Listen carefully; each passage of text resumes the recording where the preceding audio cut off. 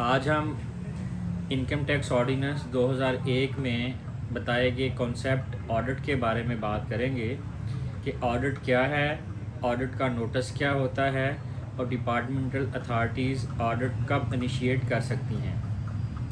Section 177 177 of income tax ordinance 2001 audit کو deal کرتا ہے۔ جب کوئی بھی ٹیکس پیئر اپنی ریٹرن ایف پی آر کو سبمٹ کرواتا ہے، ویلتھ اسٹیٹمنٹ سبمٹ کرواتا ہے، اپنے ایسٹس کی ڈکلیریشن دیتا ہے، تو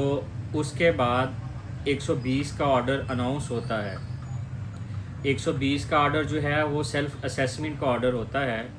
سیلف اسیسمنٹ کے آرڈر کے بعد جو ایف بی آر کی طرف سے اناؤنس ہوتا ہے، یعنی 120 کا آرڈر، اس کے بعد اگر ایف بی آر کے نالج میں ایف بی آر کے آفیشلز جو ہیں، ڈپارٹمنٹل اتھارٹیز جو ہیں، ان کے نالج میں یہ بات آتی ہے کہ ٹیکس پیئر نے اپنی ریٹرن صحیح سبمٹ نہیں کروائی، ویلتھ اسٹیٹمنٹ صحیح سبمٹ نہیں کروائی، اور یا ایسٹس ٹھیک ڈکلیئر نہیں کیے، یعنی ریٹرن، ویلتھ اسٹیٹمنٹ یا ایسٹ ڈکلیریشن میں ڈیفیشنسیز ہیں، تو اس ڈیفیشنسیز کو ریکور کرنے کے لیے، ڈیفیشنسیز کو انکوائر اور انویسٹیگیٹ کرنے کے لیے ڈپارٹمنٹل اتھارٹیز نوٹس ایشو کرتی ہے۔ اس نوٹس میں ڈیمانڈ کیا جاتا ہے، ریکارڈ ڈیمانڈ کیا جاتا ہے، آپ کی ویلتھ اسٹیٹمنٹ ڈیمانڈ کی جاتی ہے، آپ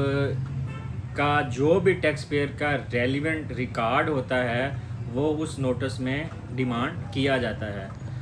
تو اس نوٹس ایشو ہونے کے بعد، ڈیمانڈ کے بعد، یہ اوبلیگیٹری ہے ٹیکس پیئر کے اوپر کہ جو ریکارڈ ڈیمانڈ کیا گیا ہے ایف بی آر کی طرف سے، وہ ایف بی آر کی کنسرن اتھارٹیز کو پرووائڈ کرے۔ تو جو ریکارڈ پرووائڈ کیا جاتا ہے ٹیکس پیئر کا، ٹیکس پیئر کے افیئرس کے جو ایشوز ہوتے ہیں، ان کو ایف بی آر انکوائر کرتا ہے، انویسٹیگیٹ کرتا ہے، انکم ٹیکس آرڈیننس میں دیے گئے جو پروسیجر ہے، رولز، ریگولیشن، پروویژنز ہیں، ان کو سامنے رکھتے ہوئے۔ تو انویسٹیگیٹ، انکوائر، ایکسپلینیشن کے بعد ایف بی آر ایک رپورٹ تیار کرتا ہے، آڈٹ رپورٹ جسے کہا جاتا ہے۔ اس رپورٹ کے بعد اگر ایف بی آر اس بات کو کنکلوڈ کر لیتا ہے، فائنڈ آؤٹ کر لیتا ہے کہ ٹیکس پیئر کے پارٹ پہ ڈیفالٹ ہے، ڈیفیکٹ ہے، جو ایکسپینڈیچرز ہیں، جو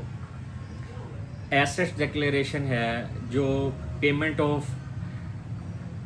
ٹیکس ہے، یہ ٹیکس پیئر نے ٹھیک سے پے نہیں کی ہوئی، تو ایف بی آر پھر 122 کے تحت امینڈڈ اسیسمنٹ کرتا ہے۔